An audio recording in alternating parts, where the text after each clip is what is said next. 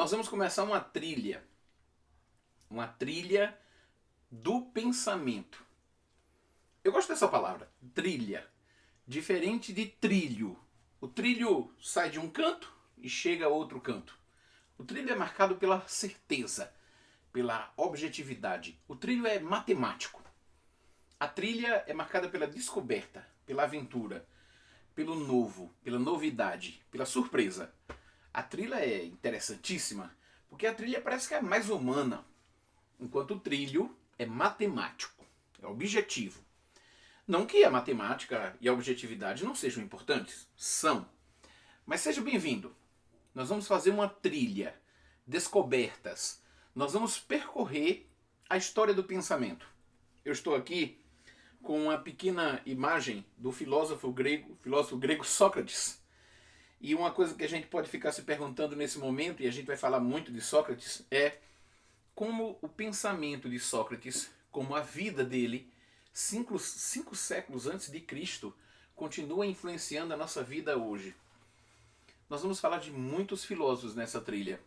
Na verdade, nós vamos começar já com os filósofos antigos, querendo entender o contexto em que eles viviam, e vamos passar por diversos filósofos, até pensadores bem próximos a nós. Nós vamos fazer uma grande trilha. E eu quero te convidar para percorrer esse caminho do conhecimento. Aqui atrás nós temos grandes obras do pensamento.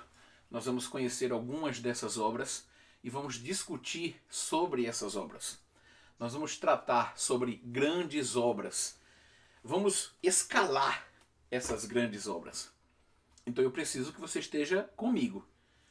Cada passo que nós formos dando, preciso que você me acompanhe para que a gente vá descobrindo, como numa trilha, cada aspecto da paisagem. Eu já fiz algumas trilhas, não sei se você já fez também, mas o legal da trilha é que a gente não precisa ir correndo. A gente pode aproveitar a paisagem. A gente pode ir conhecendo, ver coisas, por exemplo, que se fôssemos passando ali de carro, nós não veríamos. De ônibus? Não veríamos. De avião? Não veríamos. Eu quero fazer uma trilha com algumas paradas na história do pensamento. E para isso eu quero te convidar a estar conosco percorrendo esse caminho. Que trilha é essa? É a trilha do pensamento. A trilha da filosofia. Eu sei que a primeira pergunta que se pode fazer quando se fala de filosofia é: o que é filosofia? De fato, é a pergunta que os filósofos também se fazem, ainda hoje. Todos os filósofos questionam, desde a origem até hoje, o que é filosofia. Então não há uma definição ou um conceito aceito por todos, mas cada filósofo vai fazendo o seu conceito, dando os seus passos nessa trilha do pensamento, como eu estou usando essa metáfora aqui para tratar com você. Bom, quem cria a palavra filosofia é o filósofo Pitágoras. Ele foi questionado certo dia por um tirano sobre qual a sua ocupação. Pitágoras, o que você faz? E nessa conversa com esse tirano, Pitágoras diz que o trabalho dele é filosofar. Veja, ele não diz que é sófos, ele não diz que é sábio. Ele diz que é amigo da sabedoria. E ele conta uma história interessante, que nos ajuda a pensar. E é isso que a gente quer fazer nessa trilha, a gente quer pensar. E ele diz assim, olha, há pessoas que vão para os jogos, pense nos Jogos Olímpicos, por exemplo. E essas pessoas vão para jogar, outras vão para comercializar, mas há aquelas pessoas que vão para compreender o que está acontecendo. É um grupo pequeno, mas eles querem compreender. Essa é a atividade do filósofo. O filósofo quer compreender. Eu sei que quando nós falamos de filosofia, nós pensamos logo algo diretamente relacionado ao pensamento. Alguns filósofos contemporâneos reduziram a filosofia a uma questão teórica, mas acredite, desde sua origem, a filosofia é tanto uma questão teórica quanto uma questão prática. Os filósofos acreditavam, já na Grécia, que quando você pensa bem, você é levado a agir bem. Então a filosofia, ela tanto trata de questões relacionadas ao pensamento, como ela também trata de questões relacionadas à nossa vida. Por exemplo, os filósofos questionaram o tempo todo sobre o que é uma vida feliz, o que é felicidade, como é possível alcançar essa felicidade. Eu tenho alguns livros aqui dos estoicos. E os estoicos se preocuparam muito com isso. Como ter uma vida feliz. Como sermos felizes. E essa é uma questão prática. E até hoje nós estamos tratando sobre isso. Sobre uma vida feliz. Pois bem, o título dessa aula de hoje é a democracia grega. E com esse título, eu quero apresentar para você o cenário em que nasce a filosofia. O que aconteceu na Grécia, que há filosofia na Grécia e não há, por exemplo, uma filosofia egípcia ou uma filosofia chinesa. Há sim. Algumas pessoas falam, filosofia de vida que existia na Índia ou na China. Alguns livros de história, inclusive, tratam disso. Mas acontece que esse tipo de pensamento que há na Índia, na China, esse tipo de expressão está ligada à religião. É como se fosse uma filosofia de vida, diferente da filosofia grega. E é isso que eu quero apresentar para você hoje. Afinal de contas, o que caracteriza a filosofia grega? Vamos pensar o seguinte. Os gregos, assim como os povos antigos, procuravam interpretar a realidade a partir de um modelo, de um paradigma mítico, ou seja, de um modelo religioso. Vamos imaginar que eu estou caminhando com você e estamos 10 séculos antes de Cristo e há uma árvore e um raio parte essa árvore. Imediatamente nós entendemos que a força que veio a quebrar essa árvore, a partir essa árvore, é sobre-humana. Nós não temos física, não temos química, não temos nenhum conhecimento moderno. Então a explicação que nós temos é uma explicação religiosa para dar conta daquele fenômeno que nós não sabemos explicar, porque ainda não existe a ciência como nós temos hoje. Então, o homem entende a realidade a partir de questões míticas, religiosas. E como se situa a vida, por exemplo, a vida entre as pessoas? Na Grécia, século 7 a.C., por exemplo, as pessoas estão reunidas em cidades que estão se formando. Primeiro eram vilas que vão se juntando com a ampliação da população, pequenos agrupamentos que vão se tornando cidade. O poder é o poder da aristocracia. E a aristocracia é aquele grupo político que decide em segredo. Eu quero que você preste bem atenção nisso porque é importante. A palavra aristocracia significa governo ou poder dos melhores. A palavra areté dá origem ao termo Aristos. E aí a gente vai pensar no governo dos excelentes. Esses homens que dominavam então o cenário político, eles decidem o caminho político e eles decidem esse caminho a partir do segredo. Poucas pessoas falam, poucas pessoas podem decidir. O poder da decisão está na mão de poucas pessoas. Essa é a situação. Bom, a história ela é interessante. A história sempre nos surpreende. E nós vamos ver diversos acontecimentos que vão mudar esse cenário político da aristocracia. Por exemplo, as navegações começam a acontecer. A Grécia não é um território tão vasto. Então é preciso comercializar com outros povos. E na medida que o grego, de fato, comercializa com outros povos, acaba descobrindo que os outros povos interpretam a realidade de outra forma. Tem outros mitos, tem outras referências. Quando o grego volta para casa de sua viagem, ele começa então a entender a realidade de uma forma já marcada pela suspeita. Eu explico a realidade dessa forma, mas os outros povos tratam de outra forma. Então as navegações acabaram criando um certo conflito naquela hegemonia do pensamento grego. Uma outra coisa interessante é a própria invenção do calendário, a organização do calendário. Porque não são mais os deuses, não são mais os mitos, nem aqueles líderes que são líderes políticos e religiosos que determinam como, quando e de que forma a colheita deve ser feita. Ou seja, eles não mais especificam as datas e os momentos. A decisão agora não está mais no líder religioso ou no mito. O calendário vai fazer uma dessacralização do trabalho agrícola. Também vamos perceber a invenção da moeda, ou no caso, a uniformização da moeda, que já vai acontecer bem perto do século V, e que isso vai levar, então, Há uma nova organização das coisas. Diminui-se as trocas, as referências começam a ser mais padronizadas. Mas sabe de uma coisa?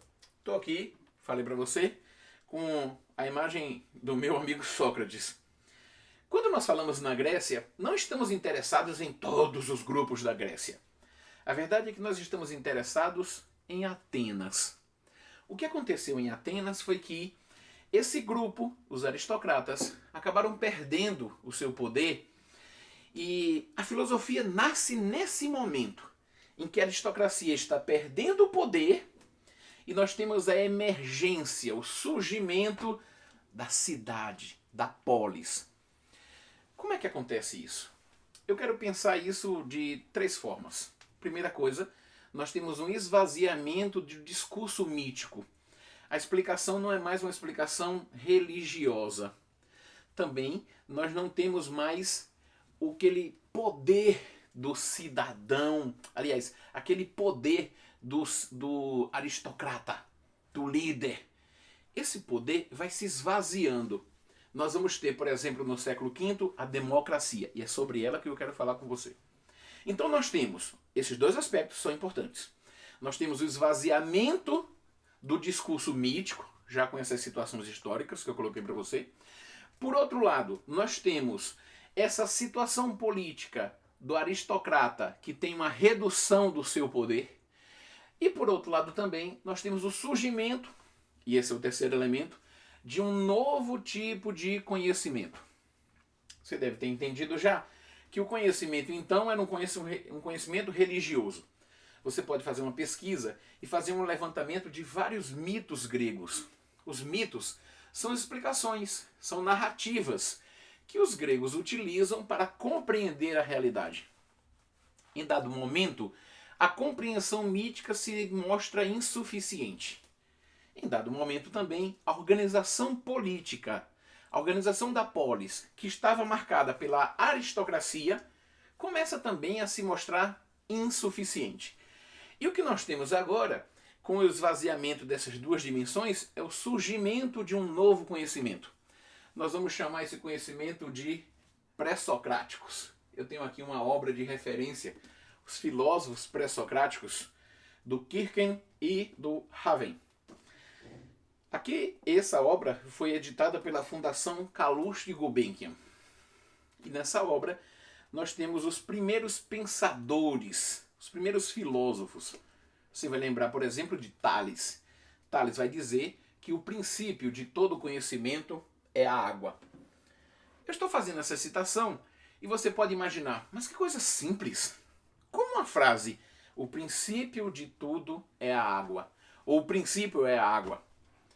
Tales também afirmava que todo o nosso planeta, todo o nosso mundo, né, estava sobre a água, como se estivéssemos navegando. Quando você observa isso, você diz, é uma conclusão muito simplista essa. Mas vamos observar um pouco. Na frase, o princípio é a água, pela primeira vez, Tales não explica através do mito. Pela primeira vez também, a explicação pode ser verificada. Você pode pensar sobre isso. Você pode, por exemplo, fazer a experiência que Tales fez de viajar até o Egito e perceber que quando as margens que tinham inundado, assim, a água que tinha inundado as margens do Nilo, quando essas águas baixam, aquela terra se torna propícia para a agricultura, terra úmida. Você pode, por exemplo, andar e perceber que quando você não irriga, quando você não dá água, coloca água numa planta, ela seca. Você pode perceber isso. A explicação não é mais mítica. A explicação está sendo dada de uma forma em que nós podemos discutir. Essa é a questão dos pré-socráticos.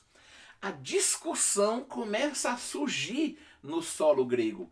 Não é mais aquela situação de um conhecimento religioso. Estamos agora diante de um conhecimento que pode ser discutido.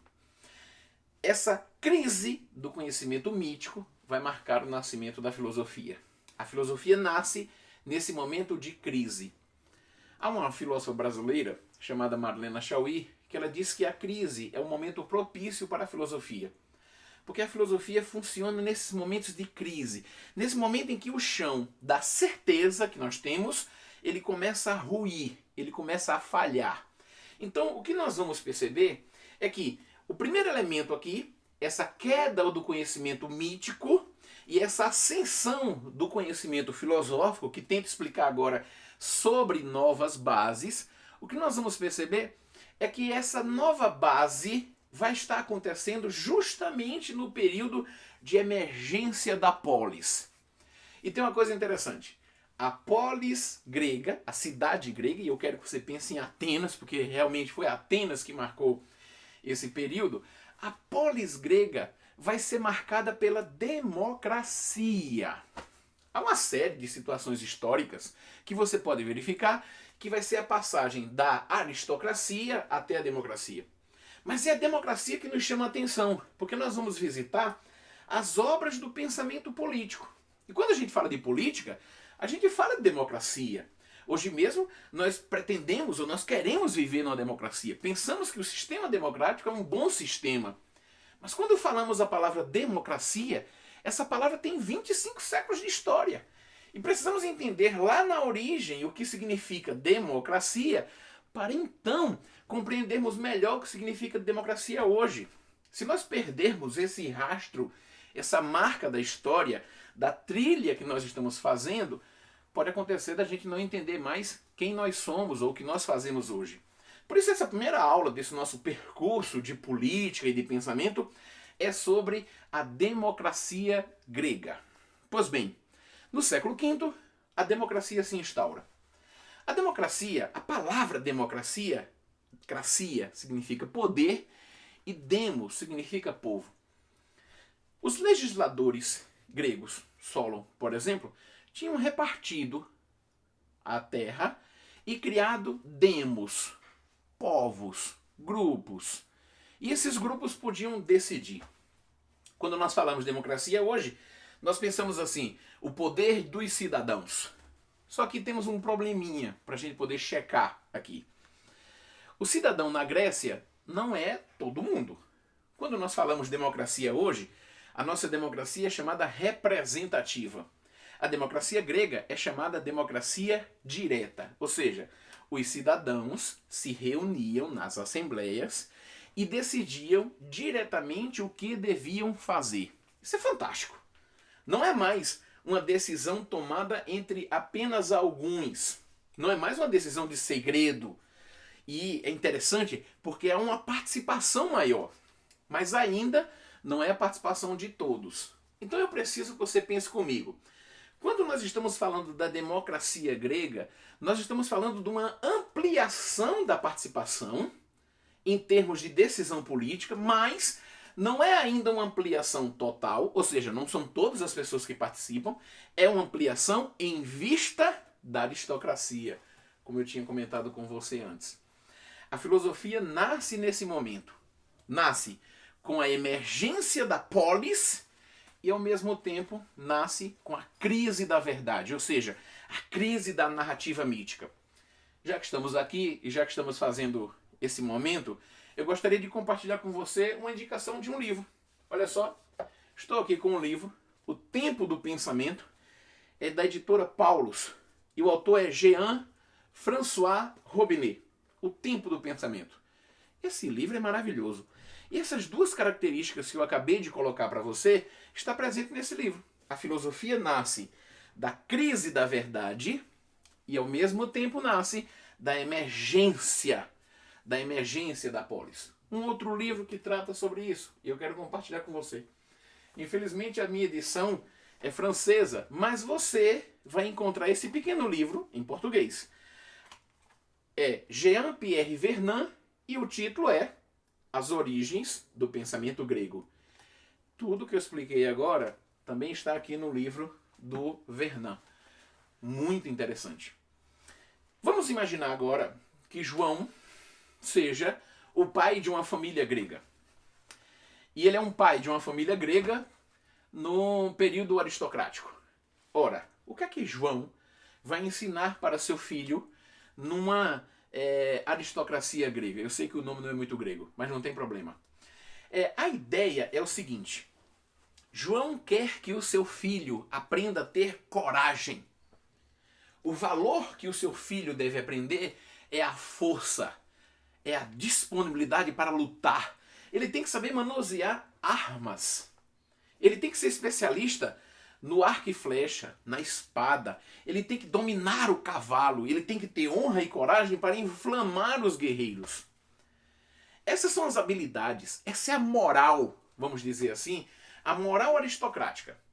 Se você tem um filho na aristocracia grega, você quer que o seu filho aprenda esses valores, porque isso vai ser importante para a vida política dele.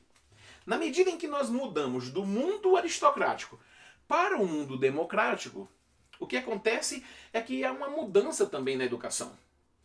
O nosso João, eu sei, o nome não é muito grego, o nosso João, ele não quer mais, ou ele não vai querer mais, que o seu filho aprenda essas habilidades típicas do período aristocrático. O que ele vai querer é que o seu filho aprenda habilidades para o período agora democrático. Você lembra, eu acabei de falar, que na aristocracia as decisões são tomadas por poucos e elas são tomadas em segredo. O que acontece agora na democracia é que as decisões elas são resultado da discussão. Então, se você tem a cidadania, e a cidadania é importantíssima para o grego. A cidadania é fundamental para o grego. Não é a vida em casa, no oikos, na casa, que define o grego, mas é a vida pública. A vida pública é uma vida livre. A cidadania é fundamental para o grego se entender no mundo. No mundo democrático, a cidadania vai constituir a essência do homem grego. Pois bem, na democracia, as decisões não são decisões escondidas e decisões de poucos.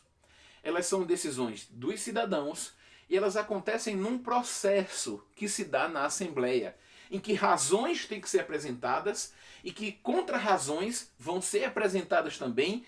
E agora, se antes, na aristocracia, havia uma luta de pessoas, na democracia nós temos uma luta de ideias, de argumentos. Vamos voltar para o nosso exemplo do nosso João. Se você é o João e você está na democracia, você vai querer que o seu filho aprenda o quê? Que o seu filho aprenda a discursar. Que o seu filho aprenda a manusear as palavras. Que o seu filho saiba argumentar e contra-argumentar. Isso é interessante. E essa transformação vai ser fantástica. Bom, quem é o cidadão grego? Essa é uma pergunta importante, porque eu disse agora há pouco que nem todos são cidadãos. Nem todos têm a cidadania. Vamos especificar aqui e eu quero que você preste muita atenção. Faça inclusive a sua lista. Você está com papel, você está com a caneta. Faça a sua lista. O que caracteriza o cidadão grego? A primeira questão que vai caracterizar o cidadão grego é a maioridade. E sabe de uma coisa? É a família que decide a maioridade. Quase sempre é declarado de maior aquele filho que vai assumir a função do pai. Então, ela aconteceria, por exemplo, entre os 21 anos, mas não é uma questão cronológica puramente. É uma decisão da família que o filho seja declarado de maior. Então, um elemento é o cidadão, ele é de maior. O cidadão é um homem de maior. Ao dizer isso, eu já entreguei uma segunda característica. Apenas homens têm cidadania na Grécia. Apenas homens e de maior. Ou seja, em que a família declarou a maturidade desse cidadão. Homens de maior. Mulheres, crianças não têm cidadania. Uma outra coisa é que, para ser cidadão, é preciso ter nascido na polis. No caso, como estou falando com vocês, é preciso ter nascido em Atenas. Estrangeiros não têm cidadania. E você vai pensar uma coisa. Aristóteles, que vinha da Macedônia, que veio da Macedônia e veio morar em Atenas, ele não era cidadão ateniense. Quando Aristóteles, inclusive, precisou comprar o terreno para fazer o seu liceu, a sua escola de filosofia, ele não pôde comprar por si mesmo, porque não cidadãos não tinham esse direito. Apenas cidadãos podem fazer esse tipo de comercialização. Agora vamos lá. Eu quero que você continue pensando comigo nessa nossa lista. Homens maiores de idade, como eu falei, nascidos, então os metecos, os estrangeiros não têm cidadania, livres, tem que ser livre. E o que significa isso? Escravos não têm cidadania. Trabalhadores também não têm cidadania. E o que significa o trabalhador? Justamente aquela pessoa que está envolvida no trabalho para angariar sua subsistência. Um pescador, por exemplo, não teria cidadania. Se ele precisa dedicar-se à pesca, ele não tem a liberdade para as questões públicas. Acho que a última característica vai resumir bem esse quadro. A democracia grega, de fato, é uma plutocracia. A palavra pluto, ó, riqueza. É o poder da riqueza. Então, você começa a pensar, Daniel, então significa que nós saímos da aristocracia, que era o governo dos poderosos, ampliamos a participação com a democracia, mas de fato o que aconteceu é que ampliamos a elite que decide. Seria mais ou menos isso mesmo.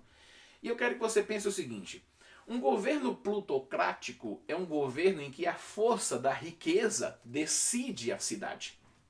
Então, quando nós falarmos democracia grega, nós não estamos dizendo que todos ou todas as pessoas decidem, todas as pessoas tomam as decisões da cidade. Não, apenas os cidadãos. Homens maiores de idade, nascidos na cidade, livres e com recursos.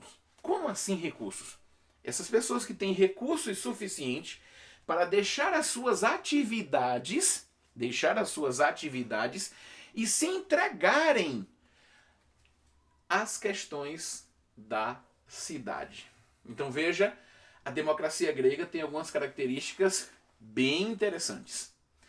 Ora, vamos conceituar o seguinte: coluna aristocracia. Na aristocracia nós temos a razão da força. É a força que define quem tem o poder, quem decide. Na democracia é a força da razão. É o cidadão, ao discutir, que vai então apresentar suas propostas para a cidade. Há duas questões interessantes nesse processo de discussão e são importantes para o pensamento filosófico. Questões importantes que foram pensadas pelos gregos, que continuam sendo importantes numa discussão democrática. A primeira questão é que o cidadão está na isonomia. A palavra iso é igualdade e nomia vem de nomos, significa lei. Ou seja, todos os cidadãos são iguais perante a lei. O que eu estou dizendo são os cidadãos. Mulheres não têm essa igualdade, crianças não têm essa igualdade, trabalhadores não têm essa igualdade, estrangeiros não têm essa igualdade. Cidadãos são iguais perante a lei. Isonomia. Uma segunda coisa que merece atenção é a isogoria ou isegoria. E o que acontece com essas expressões é que a isogoria é a oportunidade de fala. O cidadão precisa ter a mesma oportunidade de fala para expressar e contra-argumentar diante de um debate. Você está vendo que na democracia grega a palavra acaba assumindo uma posição fundamental. Se nós pensarmos, por exemplo, em situações da aristocracia, a palavra não tinha isso. Eu vou dar um exemplo para você. Eu vou sugerir para você ler a pequena peça, está aqui, de Sófocles, ou Antígona. Essa pequena peça trata de uma decisão aristocrática e do intento de Antígona de contra-argumentar. Um intento que é difícil. Antígona quer ter o direito de sepultar o seu irmão, que perdeu na batalha contra um outro irmão, e o tirano, tio de Antígona e tio dos dois irmãos falecidos, quer apenas privilegiar um. E Antígona diz, olha, existem leis não escritas acima das leis escritas, que me impulsionam a fazer o que deve ser feito. É a primeira vez que a gente vai ver essa ideia que a gente vai chamar de direito natural. Mas é interessante você perceber uma tensão que acontece em Antígona. E essa tensão é o seguinte: Antígona quer discutir. Mas veja, Antígona não pode discutir. Antígona nem na cidadania ela teria, nem na democracia ela teria. E Antígona está num ambiente aristocrático. O que eu estou colocando é que há esse ímpeto para a discussão, para a palavra, para o debate. E a democracia vai colocar isso no centro da sua vida. O que acontece na democracia e que chama a atenção sempre é que esses jovens cidadãos que querem discutir, querem apresentar os interesses de sua família, querem levar suas discussões para a eclésia, para a assembleia, eles muitas vezes não têm o traquejo, eles não têm um instrumento, eles não sabem a técnica da argumentação. E para resolver isso, ou em decorrência dessa situação, surge então um grupo de professores, professores itinerantes, pessoas de grande valor, de grande conhecimento, chamados sofistas. Acho que a gente tem que parar um pouco agora para conhecer esse grupo de homens que saem de polis em polis ensinando a arte da argumentação. Sim, os sofistas eles eram especialistas na argumentação. Eles eram especialistas no debate. Eles eram especialistas na oratória. E eles treinavam técnicas e ensinavam. Eu preciso dizer, logo no início, que os sofistas são fundamentais, porque eles fazem uma revolução humanística na Grécia. É como se a Grécia estivesse vivendo com os sofistas o seu próprio renascimento, como vai acontecer na história da humanidade. Os sofistas trazem a discussão para o centro da polis. Preciso dizer também que, embora a gente fale assim, os sofistas, não podemos dizer que era uma escola única, fechada, em que haveria uma doutrina, que havia uma doutrina e que todos defendiam essa doutrina ou essa teoria. Não. Os sofistas são professores e eles ensinam conforme as suas concepções. Embora a gente use esse termo para designar esses homens, há uma variedade de pensamentos em torno do grupo chamado sofistas.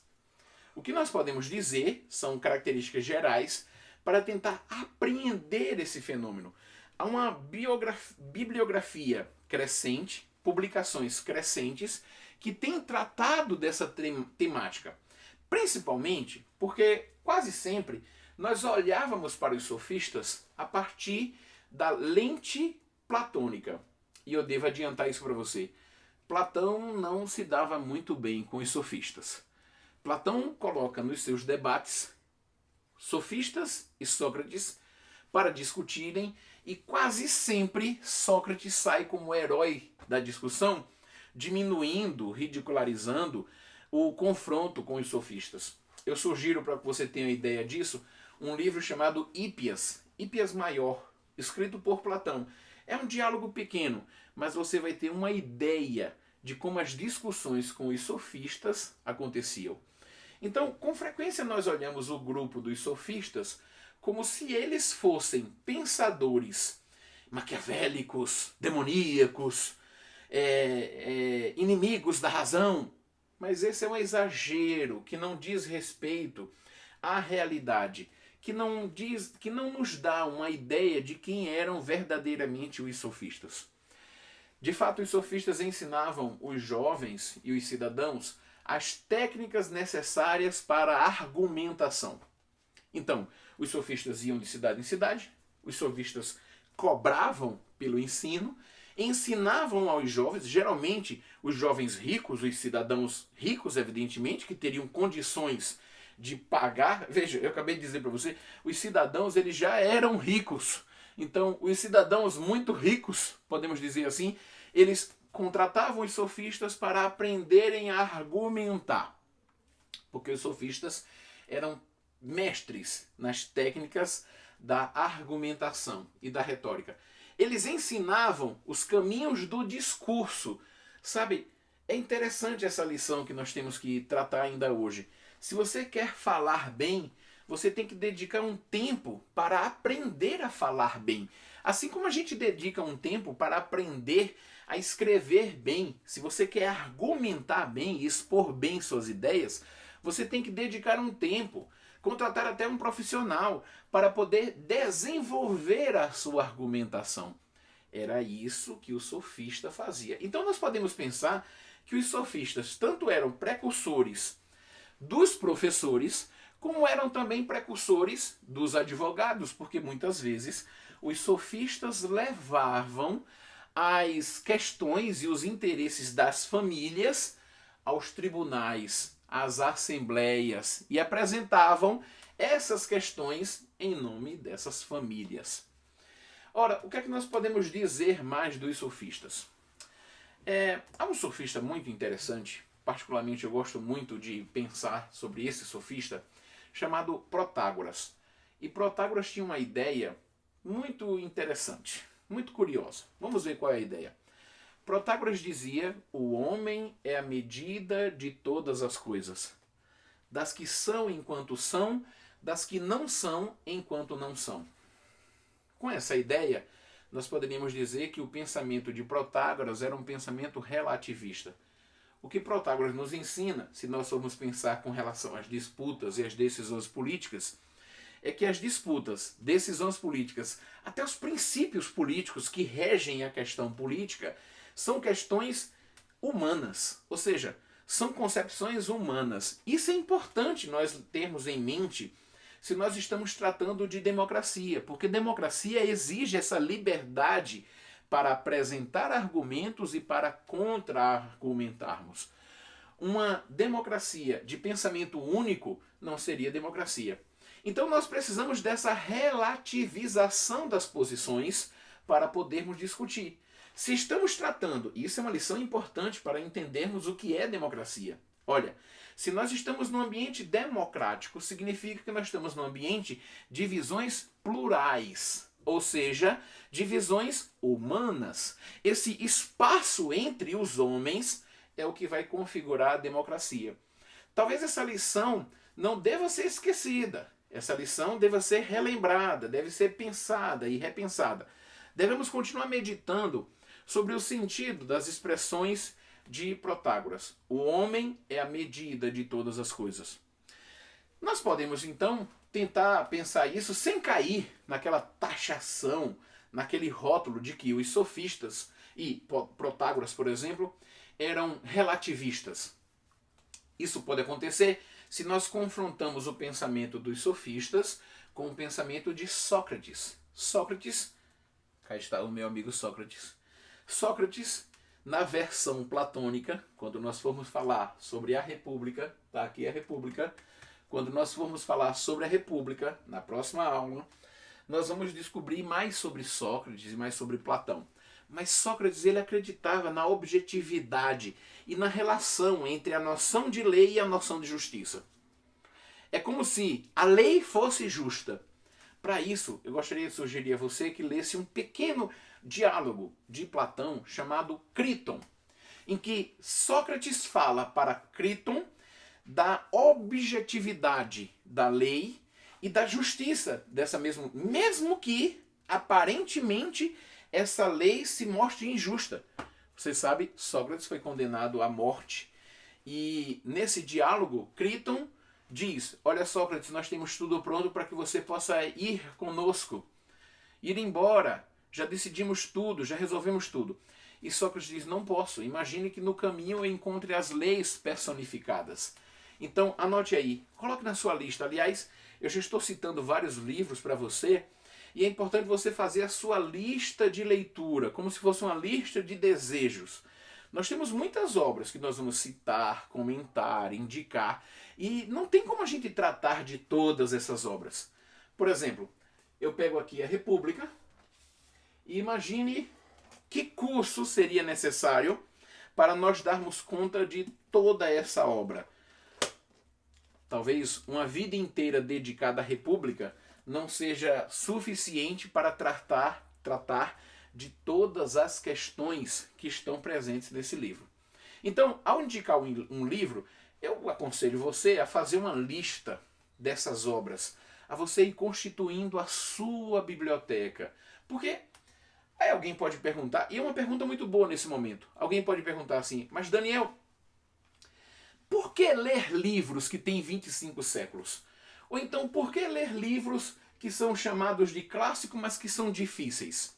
Eu vou lhe dar algumas razões. Bom, a primeira razão é que quando nós lemos um clássico, um autor que nós consideramos clássico, ou seja, um autor que passou pela prova do tempo, que permaneceu na história, como é o caso de Platão e dos livros que eu estou te indicando, o Criton, do Platão mesmo. Quando nós lemos esses livros, nós temos um encontro com os maiores pensadores da história. Essa já é uma boa razão.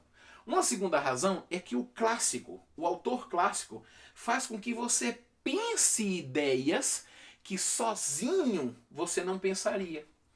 O autor clássico, ele faz com que você abra sua mente.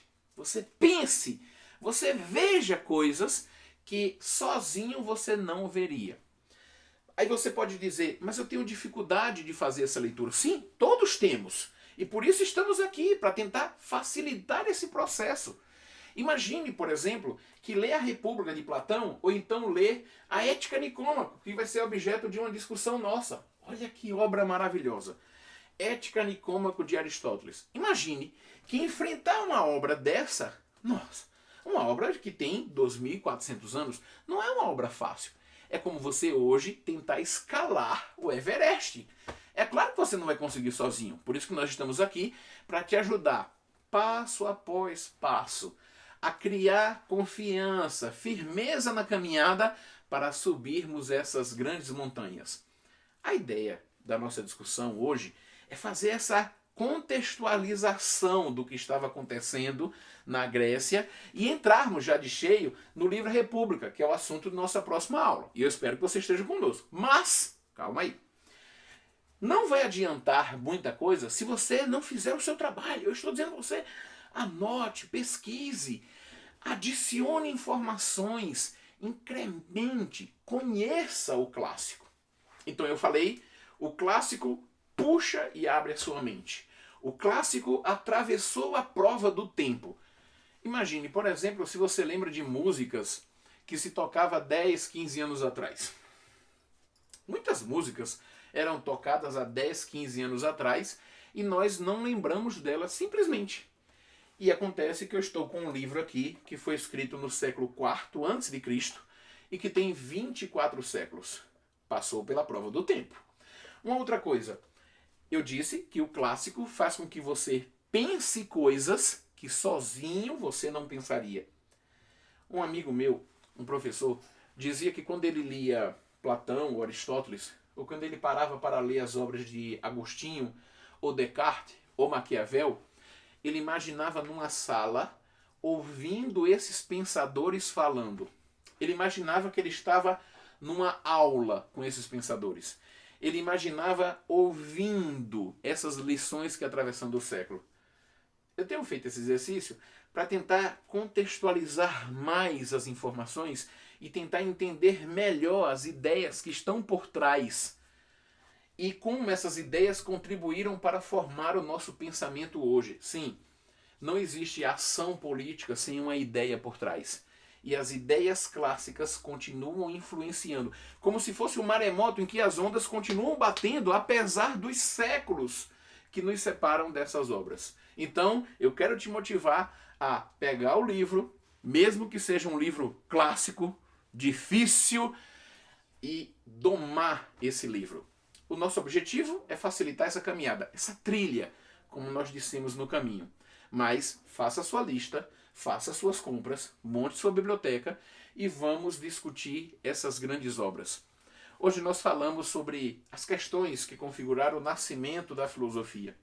Hoje nós falamos também sobre a passagem do mundo mítico para o mundo do conhecimento pré-socrático.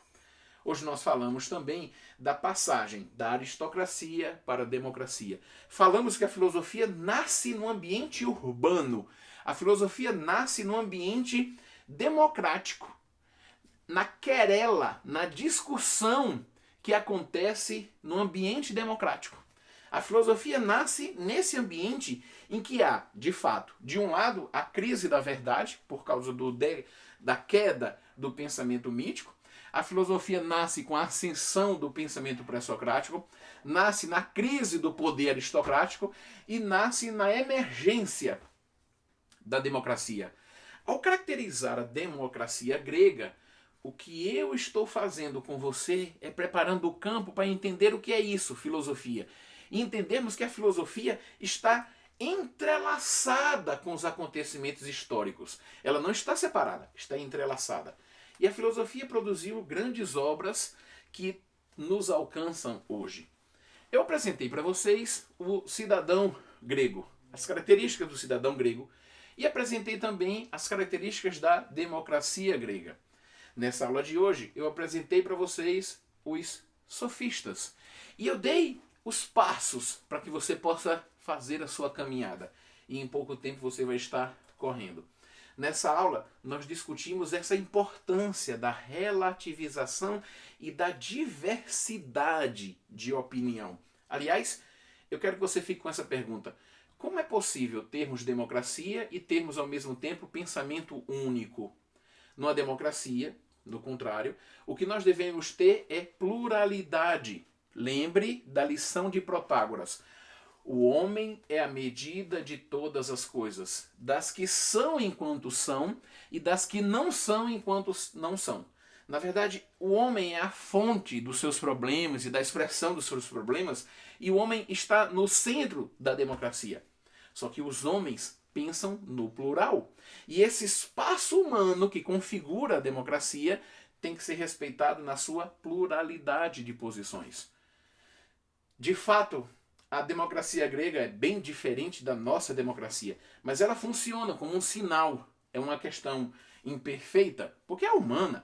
Não há uma democracia para os anjos, como também não há para os animais. A democracia é real, é humana e, portanto, ela tem tanto aspectos positivos quanto aspectos negativos. Nossa próxima aula vai tratar sobre a República de Platão. E eu preciso que você comece a pesquisar sobre essa obra. Eu vou dar uma sugestão. Eu preciso que você verifique sobre os mitos que Platão se utiliza. Eu preciso que você questione sobre o mito da caverna. Ou então sobre o mito do anel de Giges, que Platão vai falar. Mas uma questão é fundamental para entendermos o livro A República. É a questão o que é a justiça, que vai estar presente desde o primeiro livro.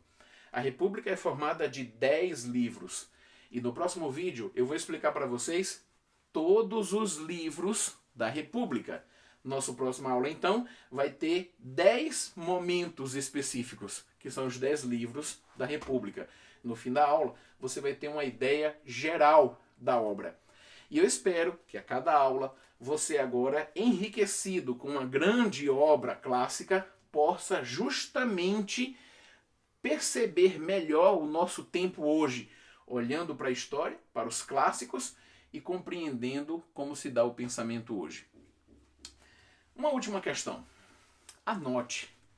Faça suas anotações. Crie um diário de bordo para que você possa criar suas questões. Nós vamos ter oportunidade de discutir esses temas e seria muito bom se você trouxesse suas questões a respeito da democracia e como essa democracia antiga se comporta em relação à democracia de hoje, ou como a democracia de hoje se comporta em relação às suas origens democráticas em Atenas, e a gente possa fazer uma discussão sobre isso. Obrigado por sua atenção. Agora está com você. Espero que você tenha gostado, espero que você tenha a oportunidade de desenvolver, espero que você reveja esse vídeo, pare nos momentos cruciais, faça suas anotações. Não veja apenas uma vez, reveja, reflita e olha, uma trilha se faz devagar. Então vai com calma, estamos à disposição e é um prazer ter você nessa caminhada conosco. Muito obrigado. Eu sou Daniel Lins e estou funcionando aqui como um guia nessa trilha, nessa discussão, porque agora nós vamos tratar das grandes obras do pensamento ocidental. Até mais.